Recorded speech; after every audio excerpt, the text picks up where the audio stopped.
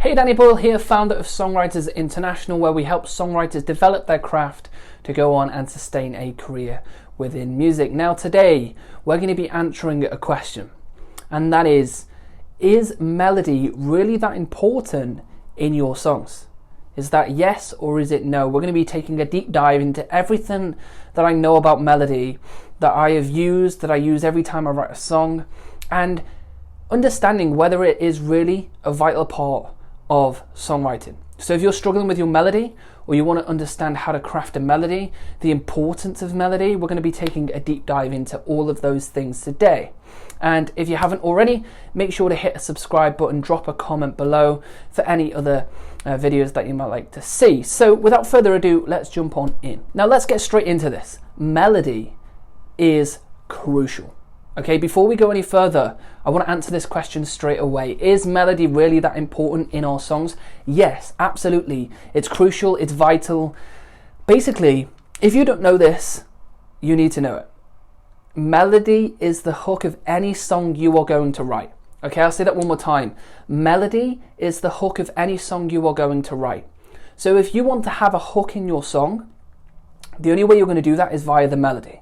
Okay, now that could be a guitar melody, a vocal melody, a piano melody, a synth melody. It could be a melody in any form. It could be a melody within the production.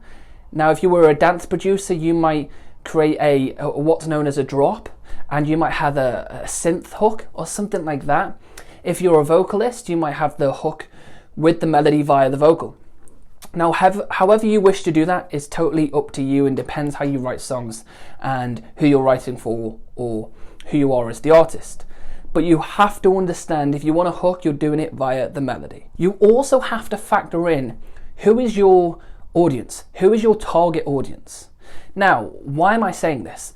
If you are an artist or you're a songwriter who writes folk music, okay, we're going to pick folk music for a moment. Traditionally, that doesn't have hooks, okay? It's more about the lyrics and how descriptive it is. If you're writing pop music, then traditionally that has a real big emphasis on the hooks. So when you're writing your song, each song can be different. You might write a folk song one day and a pop song the other day. You have to understand at the beginning of the process, who is your target audience? Who do you want to listen to this song? And then from that, you will be able to understand whether you really need to focus your attention on melody or whether it's more of a lyric-driven song. Now, one thing I really want to recommend, and this is when we are writing melodies, if we want to write hooks, okay, if we want songs that are hooky and are catchy, we want to use one particular melody, and it's what we call disjunct, okay? And disjunct is the best way that I know to create melodies. Okay, there's only 3 melodies that every songwriter can use: static, conjunct, and disjunct. The best way then to create hooks, which is in our chorus 9 times out of 10, is via a disjunct melody. Okay, and we can also call it, if you want to maybe write this down, is spike melodies. Okay, however you wish to refer to them, but it's where we are spiking the melody sharply up and dropping it back down. Okay, and with that theory, you'll be able to understand what makes some of your most favorite songs out there really good, because more than likely they are using a disjunct melody. And a real big thing that you need to focus on when writing melody is contrast. Okay, now what do I mean by that? Well, if your verse and your chorus are the same, okay, if your verse is static and your chorus is static, they are the same. Okay, if your chorus doesn't move very much melodically and your verse doesn't move very much melodically, they are pretty much the same, which means you don't have contrast, okay, like night and day and up and down and those kind of things. So one of the biggest things you want, especially with melody, is contrast. And that's why it's so important, because it's one of the key areas that we create contrast. And if you don't have contrast within your melody, then you're going to have to focus your attention on contrast in other areas, which then comes down to focusing on who your audience is at the start of the songwriting process. So hopefully you've been able to understand just off my energy and how much I love melody. It's one of my favorite things to do within the songwriting process, just how important it is. If you want a hook, you're going to the melody, okay? So enjoy it.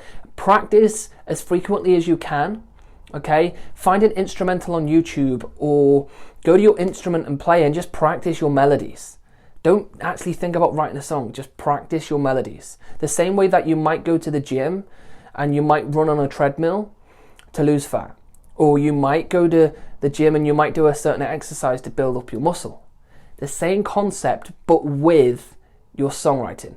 If you want to improve your melodies, then the best way to do that is just to practice the melodies themselves. Okay, it's something that I found really, really useful. So now you understand the importance of melody. Go and craft a catchy, hooky, repetitive melody that you love and that gets stuck in your head, and more importantly, the listener's head at the same time. So if you've enjoyed this video, go ahead, like I said before, go and drop a subscribe, drop a comment for any of the videos that you might like to see.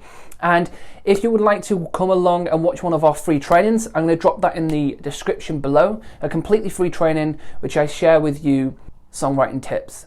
So go ahead, hit that, and I will see you over on another video.